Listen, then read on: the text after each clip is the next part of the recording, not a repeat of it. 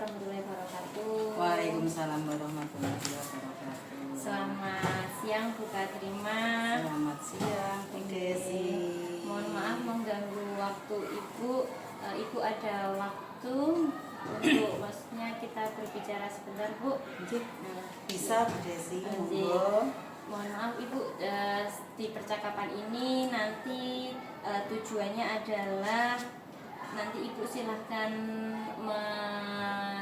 menjabarkan sesuai dengan nanti pertanyaan saya nanti terkait dengan dilema etika, terutama untuk kasus-kasus yang selama ini Ibu alami saat menghadapi mungkin nanti para guru-guru atau mungkin murid-murid selama Ibu menjadi kepala sekolah, yang dimana nilai-nilai kebajikan itu saling bersinggungan, atau untuk kasus-kasus dilema etika yang sama-sama benar. Ngoten nggih Ibu nggih? Ya, Mbak Desi. Jadi nanti dalam wawancara ini salah satu tugas dari pendidikan saya, pendidikan guru penggerak, Ibu nanti diharapkan saya dapat menganalisis dari apa yang nanti Ibu ceritakan tentang 4 paradigma, 3 prinsip, dan 9 langkah pengujian nilai-nilai kebajikan universal. Dimulai Ibu ya? Selama Ibu menjadi kepala sekolah, bagaimana Ibu dapat mengidentifikasi kasus-kasus yang merupakan dilema etika atau mungkin ada bujukan moral yang pernah Ibu alami selama Ibu mengabdi menjadi kepala sekolah? Ya Bu Desi, begini, yang pertama kita untuk mengetahui kasus dilema etika dan bujukan moral itu kita harus mengidentifikasi masalah tersebut. Andai kan ada suatu masalah, mungkin guru-guru atau siswa-siswa, kita harus mengetahui dulu, mengidentifikasi dulu permasalahan itu atau kasus itu. Nah, kasus itu termasuk dilema etika atau bujukan moral. Karena kalau kasus dilema etika itu di mana ada 2 kasus yang harus memilih, atau sedangkan kasus tersebut, 2 kasus tersebut sama-sama benar. Gitu. Jadi kalau bujukan moral itu kan kasus yang mana harus mengambil keputusan antara benar dan salah satu keputusan yang benar terhadap atau salah, benar dan salah. Contohnya kalau di dalam guru nggih, pernah yang saya alami dulu itu pernah ada guru WB tersebut mengabdi di sekolah ini, namun selang berjalannya waktu guru tersebut kurang disiplin dan sering datang terlambat, berkata kasar juga kepada anak-anak itu. Jadi banyak kejadian-kejadian yang harusnya tidak dilakukan oleh guru tersebut. Dan saya perhatikan, saya amati berjalannya waktu. Setelah itu kami pun juga mendapatkan protes dari wali murid yang putranya diajar oleh guru tersebut. Nah, karena saya juga bingung dalam mengambil keputusan itu bagaimana itu, terus terang saya mengambil keputusan sendiri. Guru tersebut kita berhentikan agar memilih atau melamar ke sekolah lain. Nah, ternyata di sekolah lain dia mengajukan lamaran tersebut. Di situ saya harus mengisi formulir tentang pribadi atau pekerjaan mereka selama di sini, itu sebagai syarat agar mereka bisa diterima atau tidaknya gitulah. Di sini saya juga bingung juga di mana kalau saya harus mengatakan yang sebenarnya, otomatis dia tidak diterima. Tapi kalau saya mengatakan yang sebenarnya, dia tidak diterima di sekolah lain toh, sedangkan dia juga membutuhkan pekerjaan itu. Nah, itu kan dilema bagi kami. Kalau tidak yang sebenarnya itu kan berarti saya berbohong. Nah, tetapi saya juga gimana ya harus mengatakan yang tidak sebenarnya itu agar mereka bisa diterima di sekolah lain. Itu begitu. Jadi kan sama-sama saya benar mengatakan yang salah itu benar bagi saya karena mereka bisa diterima. Ya toh? Nah, itu. Lalu selama itu Untuk yang bujukan moral Mbak Desi, untuk yang bujukan moral contohnya mungkin ada seorang ASN sering datang terlambat ke sekolah, harusnya jam 7 lebih. Karena apa? Karena guru tersebut harus merawat keluarganya atau anaknya yang sedang sakit. Nah, kalau saya itu menegur dia, sedangkan ASN harus sesuai disiplin. Namun dalam mengambil keputusan kita harus memperhatikan antara aturan atau kebijakan dan kekeluargaan, kesejahteraan.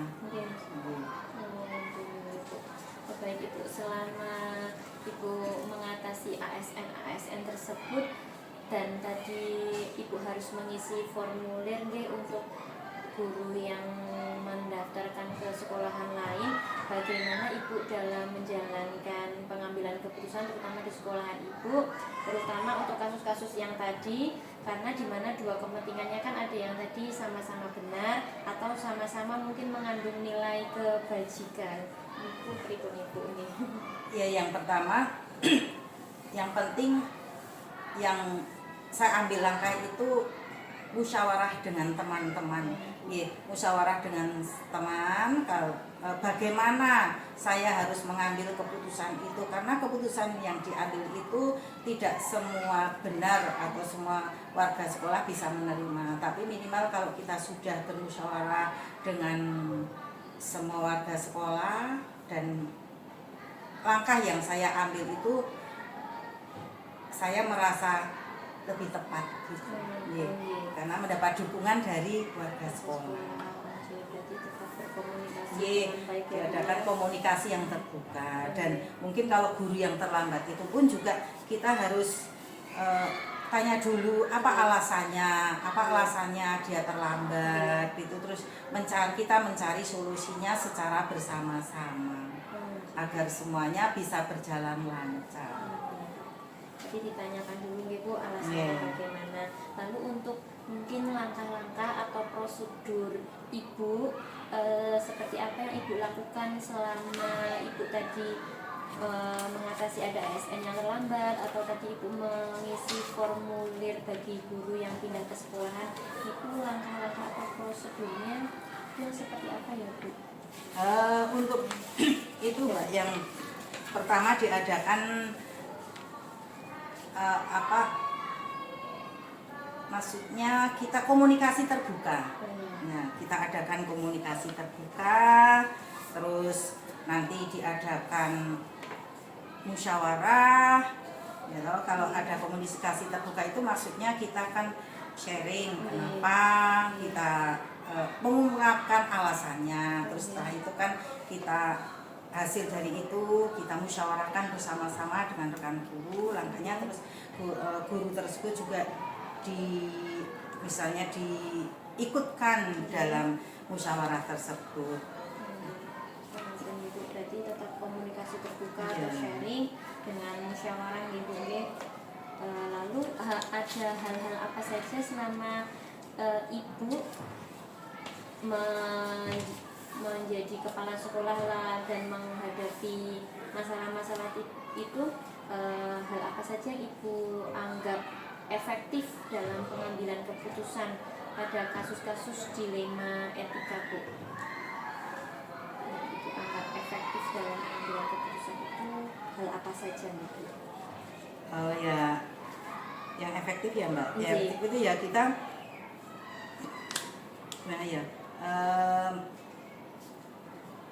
karena Ya itu tadi Mbak, gitu. Kalau efektif itu dalam mengambil keputusan itu ya diadakan itu komunikasi terbuka, terus musyawarah, terus mengidentifikasi permasalahannya, gitu.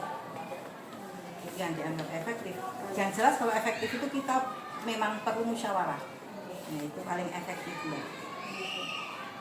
Jadi yang paling efektif juga itu adalah langkah-langkahnya Ibu nggih. Langkah yang paling efektif adalah komunikasi terbuka Dan dengan musyawarah mungkin gitu.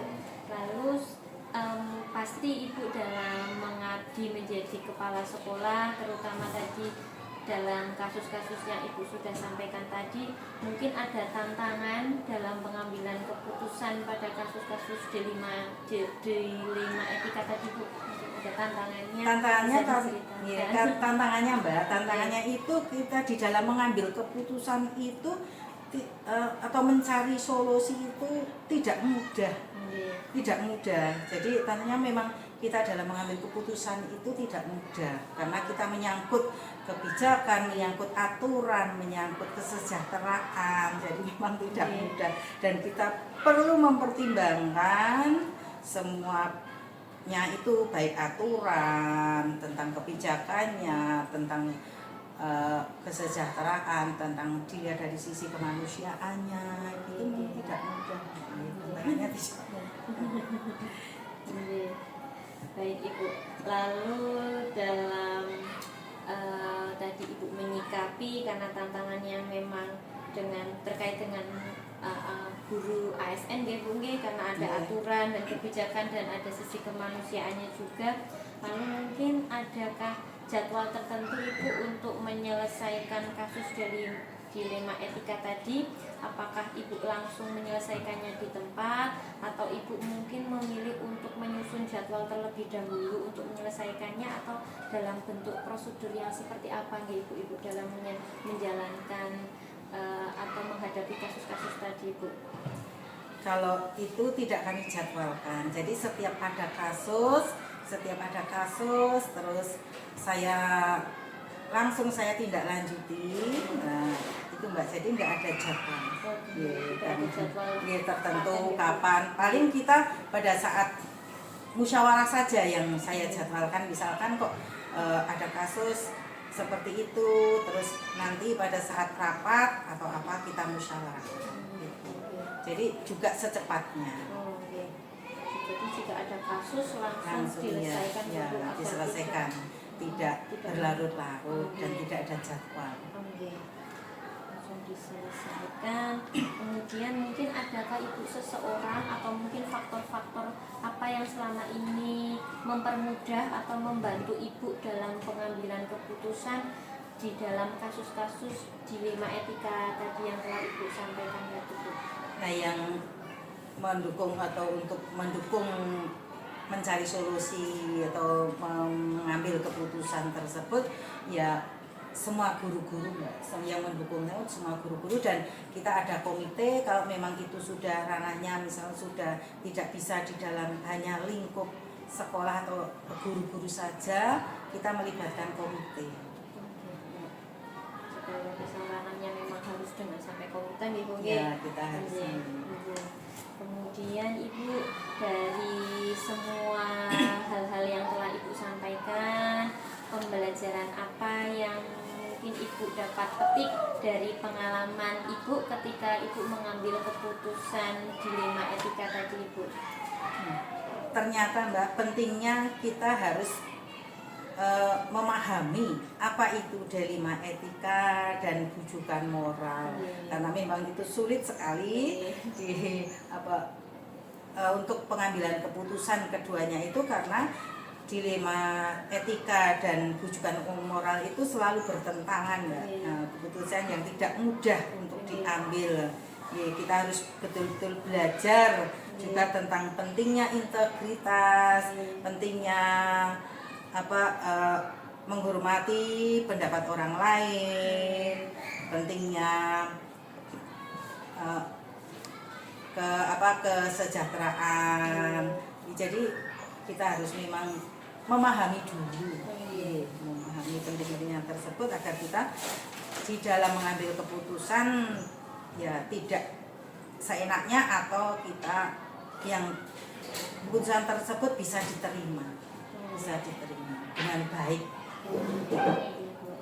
Baik Ibu, ini sudah selesai semua Ibu. Iya. Wawancara saya dengan Ibu.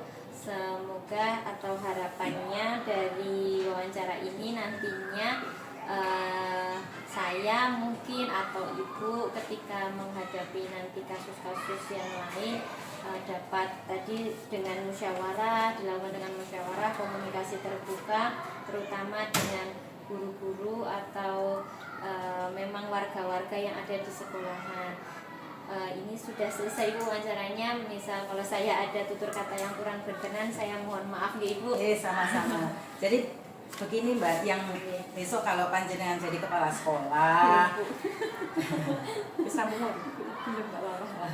Kalau jenengan jadi kepala sekolah, jenengan harus bijak di dalam mengambil keputusan.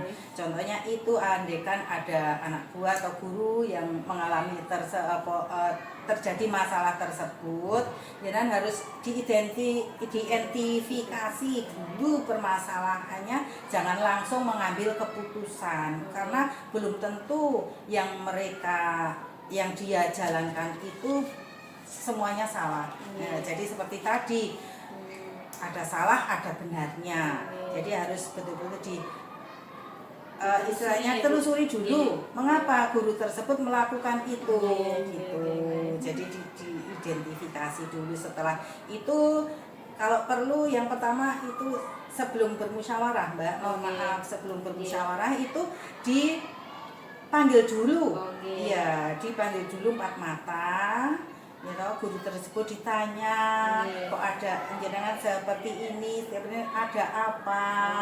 Nah, itu kan ditanya langsung supaya mereka terbuka apa yang terjadi yang sebenarnya. Nah, itu kan sama saja komunikasi terbuka Mbak. Itu komunikasi terbuka itulah. Baru setelah komunikasi terbuka kita kalau bisa kita memberi masukan, ya kita beri masukan dulu gitu. Terus nanti kalau memang kita beri masukan kok tidak ada kelanjutannya, dia masih tetap seperti itu. Nah, baru kita nanti musyawarahkan kepada teman-teman, diajak musyawarah, ini ada kasus seperti ini, baiknya bagaimana?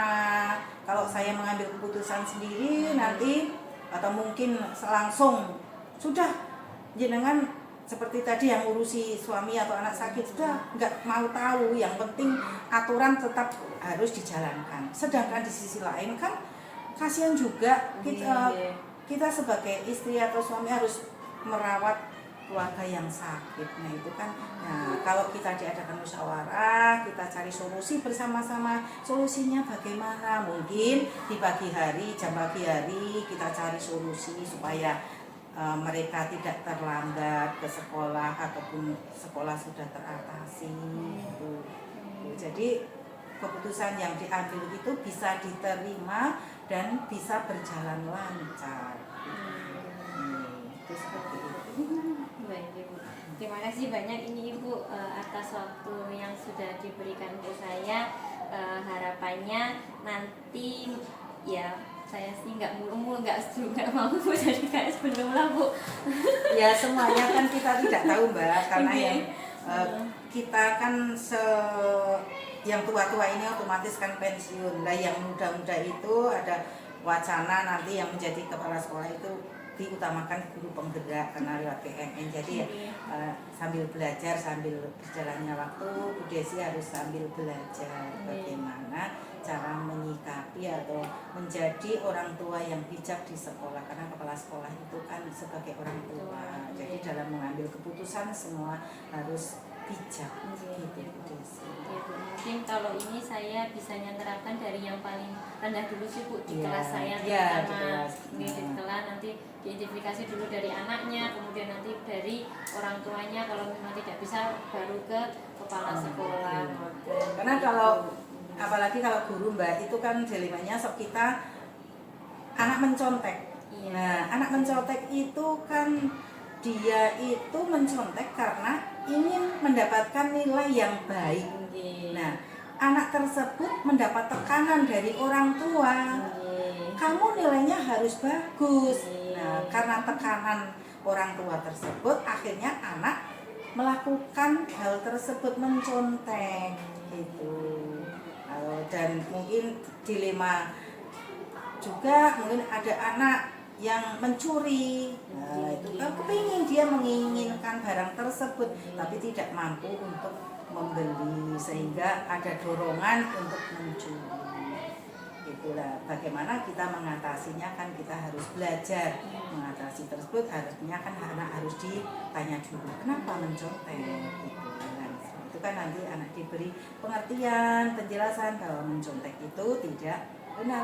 Jenengan sebagai guru juga mungkin dilema juga, nek tak apa, misalkan diingatkan dengan keras, nanti dia akan mutung atau tidak bersemangat lagi atau tersinggung. Itu kan yuk anak menjadikan down gitu ya. Makanya di dalam memperingatkan anak tersebut juga harus hati-hati bagaimana caranya anak tersebut tetap semangat gitu, dan tidak melakukan mencontek lagi, tapi anak tersebut tidak sakit hati atau tidak down gitu. Wah, dipanggil 4 mata, mungkin jangan langsung ditegur di sini. Jadi yang bisa saya simpulkan dari semua penjelasan Ibu, dari kasus dilema etika serta langkah-langkah atau tantangan yang Ibu hadapi, saya bisa merangkum bahwa kita harus menelusuri terlebih dahulu atau mengidentifikasi, kemudian memusyawarahkan terutama dengan warga di sekitarnya, atau mungkin itu nanti kayak warga sekolah, kayak dengan guru-guru sampai ke dengan komite. Kalau mungkin saya posisinya jadi guru dan saya menemukan kasus itu di kelas, ya saya mungkin jalankan dengan siswa sampai ke orang tuanya, kemudian adanya komunikasi terbuka ya Bu, kemudian nanti diberikan masukan atau saran. Dari saran dan masukan itu nanti berkelanjutannya dengan musyawarah, kan gitu ya. Ini cukup sekian Ibu wawancara yang dapat saya lakukan dengan Ibu, kurang lebihnya saya mohon maaf Ibu. Ini Ibu dapat melanjutkan aktivitasnya kembali. Sama-sama Mbak Desi. Desi mungkin saya di dalam menjelaskan ini kurang, ya mohon maaf yang setulus-tulusnya karena keterbatasan saya sebagai manusia. Terima kasih Ibu. Sami-sami, selamat melanjutkan perjuangannya sebagai guru penggerak. Mudah-mudahan sukses ke depannya Desi ya. Terima kasih. Matur nuwun Ibu. Assalamualaikum. Waalaikumsalam.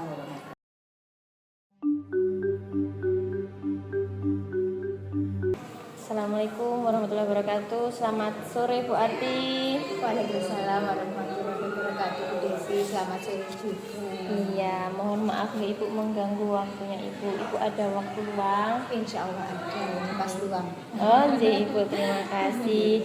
Begini Ibu, ini salah satu tugas dari pendidikan saya, pendidikan guru penggerak, yang mana saya harus mewawancarai 2-3 kepala sekolah, salah satunya Ibu. Nanti Ibu silakan menceritakan dari apa yang nanti pertanyaannya saya ajukan ya Ibu.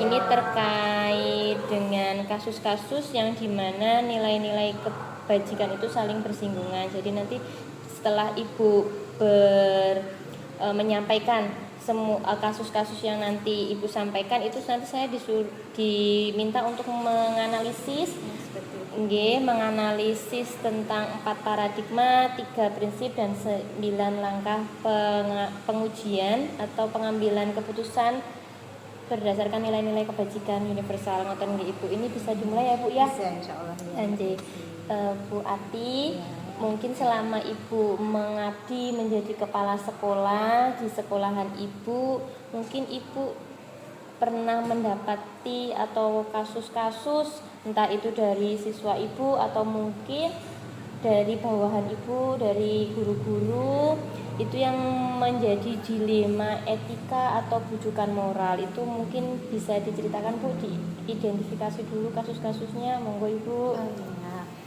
Selama ini saya dalam mengidentifikasi dilema etika dan bujukan moral. Kalau dilema etika itu berdasarkan benar versus benar. Kalau rujukan moral itu berdasarkan faktor benar versus salah, begitu Mbak Desi. Oh nggih Ibu.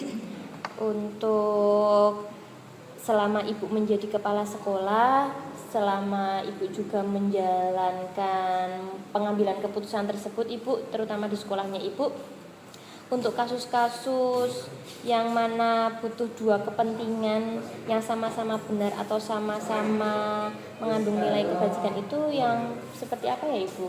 Oh ya, itu bagaimana menjalankan pengambilan keputusannya ya apabila ada kasus yang sama-sama benar atau sama-sama mengandung nilai kebajikan gitu ya. Nggih. Biasanya kami berdasarkan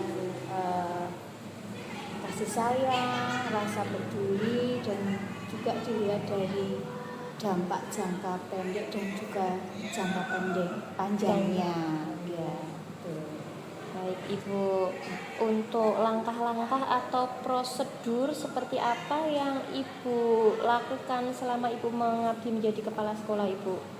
Ya, langkah-langkah penyelesaiannya ini pengambilan keputusannya Bu Desi ya. Iya. Biasanya saya menganalisis kasusnya terlebih dahulu, kemudian melihat siapa saja yang terlibat di dalamnya, terus nilai apa saja yang saling bertentangan, kemudian mencari data atau fakta yang mendukung, kemudian melakukan uji kebenaran atau salah. Baik Ibu, kemudian hal-hal apa ya Ibu yang selama ini Bu Arti anggap itu efektif dalam pengambilan keputusan pada kasus-kasus dilema etika yang Ibu hadapi Ibu? Ya. Biasanya saya pertama akan mengenali nilai-nilai yang saling bertentangan di dalam kasus itu. Kemudian menentukan siapa saja yang terlibat, mengumpulkan fakta yang relevan dengan situasi saat itu, kemudian pengujian benar salah, dan juga pengujian paradigma benar lawan benar, gitu Bu Desi. Pengujian benar lawan benar Ibu? Ya, betul sekali. Baik Ibu, selanjutnya mungkin ada hal-hal yang menjadi tantangan dalam pengambilan keputusan pada kasus-kasus dilema etika yang Bu Arti pernah alami Bu? Ada tantangan tersendiri Ibu? Dalam menyelesaikan kasus-kasus baik dilema etika maupun rujukan moral itu tantangannya biasanya harus memperhatikan dampak jangka pendek dan jangka panjangnya untuk lembaga, untuk seluruh warga sekolah juga. Kemudian saat pengambilan keputusan itu jangan menuruti ego sendiri, emosi sendiri, itu betul-betul harus mindfulness Mbak saat pengambilan keputusan seperti itu. Jadi jangan egois ya Bu Ya, ya. betul. Ya, harus ada rasa empati di dalamnya. Kemudian selama Ibu mengabdi menjadi kepala sekolah, mungkinkah ada jadwal tertentu Ibu dalam Ibu menyelesaikan kasus dilema etika yang Ibu hadapi, atau Ibu itu menyelesaikannya langsung di tempat, atau Ibu punya jadwal tertentu untuk dalam menyelesaikannya? Nah, itu bentuk dan prosedurnya itu yang seperti apa ya Bu Arti? Oh iya, kalau jadwal itu saya melihat kasusnya terlebih dahulu gitu ya. Kasusnya atau dilema etikanya itu ringan atau berat. Kalau ringan biasanya akan saya langsung selesaikan begitu. Tetapi kalau berat berarti membutuhkan jadwal tertentu dan juga prosedur tertentu. Ya, seperti yang saya sampaikan di awal tadi. Dan prosedur tertentu jika itu kasus-kasus yang berat nggak Ibu ya? Betul sekali. Baik Ibu, mungkin dalam Ibu mengambil keputusan terutama di sekolahan Ibu, adakah seseorang atau mungkin faktor-faktor apa yang selama ini mempermudah atau membantu Ibu dalam pengambilan keputusan dari kasus-kasus dilema etika Bu? Baik, orang yang menjadi figur nggih, sosok Nggih, ya yang nggih. bisa buat saya sharing begitu Iya. ya. Kalau itu kasus baru lingkup di sekolahan, biasanya saya bersama dengan rekan-rekan guru. Tapi apabila kasus itu sudah ranah yang lebih luas, saya bisa ke komite, ke yayasan, ke pengurus, atau bahkan dengan dinas-dinas terkait kalau memang itu kasus itu sudah betul-betul harus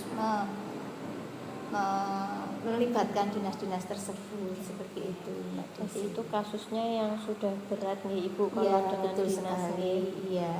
Baik Ibu. Dari semua hal yang tadi telah Ibu Arti sampaikan, adakah pembelajaran Bu Arti yang dapat dipetik dari pengalaman Ibu menjadi kepala sekolah ketika Ibu mengambil keputusan saat itu di 5 etika Bu? Oh ya. Kalau pembelajaran setelah kita berbincang-bincang ini Iya, ya Mbak iya, Desi iya. ya. Itu yang pertama, kita wajib membangun komunikasi yang baik dengan semua pihak Mbak Desi. Jadi ketika timbul permasalahan, kita berkoordinasinya lebih enak, lebih mudah. Kemudian langkah selanjutnya itu pengambilan keputusan itu harus mempertimbangkan paradigma dilema etikanya, mempertimbangkan prinsip moralnya, kemudian melalui 9 langkah dalam pengambilan keputusan, sehingga solusi yang ada yang didapat itu sesuai dengan pandangan belajar Dewantara nggih, itu berpihak kepada murid gitu Bu Desi. Baik Ibu, yang dapat saya simpulkan dari wawancara ini adalah ketika kita menghadapi sebuah masalah itu dipikirkan terlebih dahulu, jangan egois nih Ibu. Kemudian kita harus empati kepada orang lain. Kemudian membangun komunikasi yang baik, mempertimbangkan dengan paradigma, prinsip moral, dan menggunakan 9 langkah pengambilan keputusan ya Ibu. Kemudian solusi dari semua itu harus dilihat dari filosofi Ki Hajar Dewantara, yang mana kita harus berpihak pada murid. Ngoten nggih Ibu. Nggih, terus kemudian ada kasus-kasus yang mana itu ringan ataupun berat. Jika ringan itu akan diselesaikan secara langsung, jika berat itu ada jadwal dan prosedurnya, membicarakan atau bermusyawarah ya Ibu berarti dengan guru-guru yang ada di sekolah Ibu, atau mungkin dengan komite. Jika ranahnya sudah sangat berat berarti dengan dinas nih Ibu. Terima kasih Bu Arti atas waktu yang telah diberikan Ibu kepada saya. Mohon maaf ini jika saya masih banyak kekurangan dan tutur kata yang menyinggung perasaan Ibu. Tidak ada, saya juga sangat senang Mbak Desi. Saya doakan Mbak Desi selalu sehat, lancar dalam program CGP dan juga UPG gitu ya. Sukses selalu. Amin. Bahagia Mbak Desi semua. Amin. Doa terbaik kembali ke Ibu dan sekeluarga. Ini sudah selesai Ibu, saya ucapkan selamat menjalankan aktivitasnya kembali. Nah, tutup ya Ibu. Wassalamualaikum warahmatullahi wabarakatuh. Waalaikumsalam warahmatullahi wabarakatuh.